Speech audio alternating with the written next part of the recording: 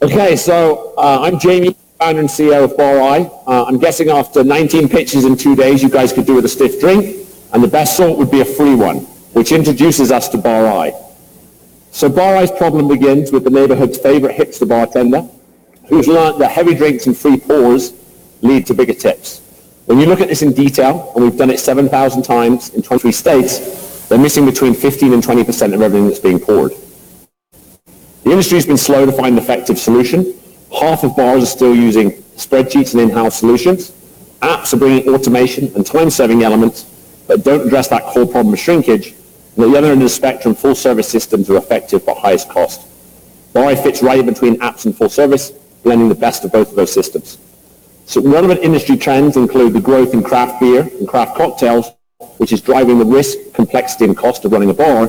And at the same time, regional bar groups are pushing out independents that bring a different mindset and a willingness to spend money with budgets on things that drive their ROI. So BarI's solution is hybrid software as a service with independent verification.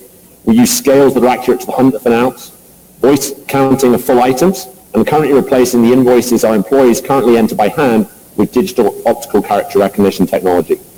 To break it down further, BarI clients count their physical inventory with our scales and software. They submit their purchases and detailed sales report. That's currently reconciled by employees with our version 2 software that will be done automatically through APIs and OCR. A robust error resolution process addresses the human element and the detailed results that allow our clients to increase their profits by 15% average in the bar. Very useful in the fine margins business of hospitality. Being friendly with other solutions is super important in the fragmented hospitality space. We integrate with 30 different point-of-sale systems already. We can then add more in minutes. So where are we at? BarI is not your average startup. We have 3 recurring revenue streams arising from 23 states, and over the last 3 years, we've grown revenue on average by 22% per year. So for BarI, the question is why now? Why is this an inflection point, and how do we turn those thousands into millions? Well, the first element is market timing. We've seen big growth in point-of-sale systems, and as we'll see in the exit slides, there's an awakening in the possibilities to use software to solve problems and cut costs in the hospitality space. Our product market fit's more defined than ever, and as we'll see, our version 2 business model is going to drive higher revenue clients at higher margins. This is our $2 million spreadsheet. I programmed it mostly, highly effective for independents. It lacks the features that we need to service bigger clients. So where are we on the roadmap of replacing this? The BarI self-count replaced our employees doing accounting with the clients and increased our billing rate by 40%. Version 2.1 is the start of our new software. It's the core accounting module, and it adds the possibility for partnerships. Version 2.2, in a few months, will add revenue at the highest margin, a pure SaaS platform. 2.3 will add our highest revenue clients, and we'll finish out in early 2020 with the automation and enterprise elements and features that are going to drive those bigger dollar clients. This is a quick sneak peek of what we're building. This is a web responsive responsive browser-based software that will support multiple counters on any device and critically self-onboarding to up and ramp up the speed at which we can onboard clients. To date, we focused on independents. That's what the software is built for, and the average client revenue is around $5,000. With the new features, we'll be targeting group stores starting with 4 to 20 and up that average revenue to around $100,000. And in early 2020, we'll add the enterprise features that allow us to support those bigger clients. To date, we've been relying on low-cost marketing initiatives that are focusing on those independents. In addition to those, we're going to add in things that are more targeted to those bigger dollar clients, including targeted outbound, trade shows, and partnerships. And on that subject of partnerships, these are 5 restaurant accounting platforms. We have integrations built with the top 2, and those clients are using BarI's higher efficacy inventory system to drive profits. And this is also interesting because these big companies are potential acquirers of BarI. In terms of finances, we have the luxury of a profitable company at present, but we're targeting aggressive growth, 4,000 clients, and $7.5 million of revenue in year 5. This is the team that's got in here so far. My background is financial services consulting for Oliver Wyman, hence the Excel skills. My original founder, Scott Douthit, was manager at the Red Lion for 10 years. You might have enjoyed a post-skiing beverage up at the Red Lion. And then looking at the team that's helping us navigate the challenges of building a big software platform, a big rebuild. John Hahn is our main technical advisor. He's been helping us with things like avoiding the minefields of tech stack choices, and having worked as a senior architect for FedEx, understands the challenges of scale and security for software. Kiwitech's our equity-aligned development partner. We're halfway through building our first phase of our 4 phases, and we're excited about the contract we signed with them because it's fixed features, fixed cost, fixed timeline with bite if we don't hit any of those milestones. So far, so good.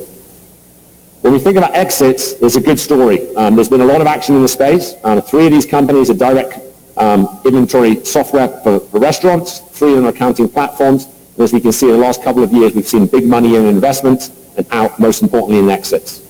Specifically for BarI, we see possibilities for exits in 3 categories.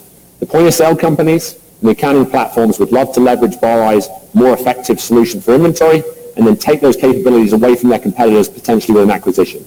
At bigger scale, we see opportunities with companies like Diageo and Pernod Ricard who would love to gain access to our independent granular data. For instance, if you were running a national pricing promotion on Jameson, wouldn't it be great to see how that affected sales at thousands of independents all around the country? We have that data. So today we're asking for $800,000 at a $3 million pre-money valuation. We do have $320,000 already committed for our equity sharing with our development partner and also with a line of credit backed on the 2 founders' personal assets. So we think we're putting our money where our mouth is. We've done a lot. We're proud of what we've achieved so far. We understand we have a lot of challenges, and we think we will be dangerous with a new piece of software that's custom built using our experience to scale the margin of that revenue. So with that, thank you, and we'd love to hear some questions.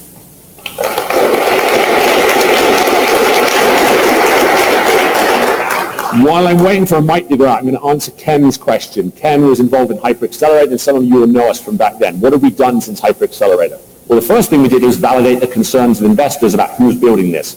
We did have some challenges choosing a software partner. We're pleased to say now with Kiwitech, we're far along in that process. We've seen we have a staging environment for the software. They've solved a couple of the most technical challenges. And now when we get the dollars, we're ready to spend them. We know exactly what we're building. We have fixed timelines, and we're ready to go with that software. So any questions? Hello, Jamie. Over here. Yeah. All right, thank you. Yeah, I remember meeting you a couple of years ago at one of the RBC events. You've been planning this for a long time, so maybe you could explain to us what your whole process has been, because you've been planning for today for at least 2 years. Sure. Well, the first thing we've been doing is running and growing a profitable business. And the second thing we've been doing is not making missteps and not wasting money on this one-shot opportunity we have to rebuild the platform to scale. So we did have 2 false starts that cost us time and a lot of money. And what we've done is find a partner we feel really excited about, who's properly aligned through equity, who has a development team of 400 so we can lift in capabilities. We have a full-time team of 8 people working on the software at the moment, and it means we can come to market with that software quickly. Clearly, time is risk, and we've burned a little, but the opportunity is there, and we're really excited about the chance to put this software out in the market. Oh, there we go. Bruce. Sorry. So I'm a little unclear on how this works. Is this like a scale that you put a glass on and you pour beer into it? It's a physical inventory system. So once a week, typically, the bar manager will go around the bar, weigh everything that's open, count everything that's closed. We bring in the itemized sales report from their point-of-sale system, also the purchase invoice. We calculate usage down to the 100th of an ounce, and then we compare it to what was sold precisely. And then when they have problem products, when that Jameson's consistently missing, we use spot checking to see in real time with the new software, how much is missing today, and maybe zero in if it's Jamie giving it away or maybe Matt the bartender.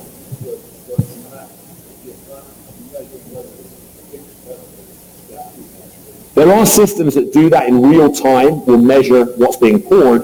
The first challenge with them is the customers hate to see them. We see similar effectiveness. Sushi Den is a key client of ours. They're getting 90% of all of their product poured is being run consistently at huge scale and complexity in that business. So we like the fact that it's hidden away. And the other problem with those live systems, we see potential in the future for more IoT-style things like flow meters in the draft beer lines. But we have great coverage. It's not easy to think about how you IoT bottled beer. And the fact that we cover draft beer, bottled beer, liquid, and wine is a strong asset for us. Hey, Jamie, great job in the presentation there. Great job in the presentation, and I really appreciate the fact you have been a profitable business while you've been trying to ramp to your growth stage here. But the question is, with this time, do you have a pretty good backlog of potential clients that are waiting for your software to kind of go live that you can turn the switch on for them for? I mean, we do. We have a lot of opportunities. It's also challenging to sell a product that doesn't exist. But yeah, we have a relationship with Sage Hospitality here in town, and with some other groups. And I was just at a trade show in Vegas yesterday. There is not a proper SaaS-based system that's based on rate. And, the companies that we're targeting, those group chains, are expressing interest in the CEO of Bar Products. Is a guy that we have a relationship with. Many of their clients are 400 stores, and has specifically said people are looking for weight-based inventory solutions that's scalable. What about your existing customers that are, have they shown interest in wanting to go to this next level of the software you're providing, or are they happy to stick with what they have? I think for the most part, the software is solving the problem, which is telling them what's missing, and that's the opportunity for them to increase profits. Typically, we see a 3% or 15% relative or 3% actual change in their cost of goods sold. The system is effective for the clients, but it's really the feature set is suitable for an independent. For instance, if you're a casino or a hotel, you've got 9 different bars all within one building. And we need some additional modules and features to track the movement of features around those establishments. In the case of a scaled regional chain, or maybe a company that has 20 stores, at the moment we don't have a dashboard so they can compare the performance across stores, so they have to look at that individually. We don't have lifetime reporting. So it's effective at the moment, but it doesn't have some of those bells, whistles, and advanced features to support bigger clients. Great, thanks. One more. Okay. Good to see you, Jamie.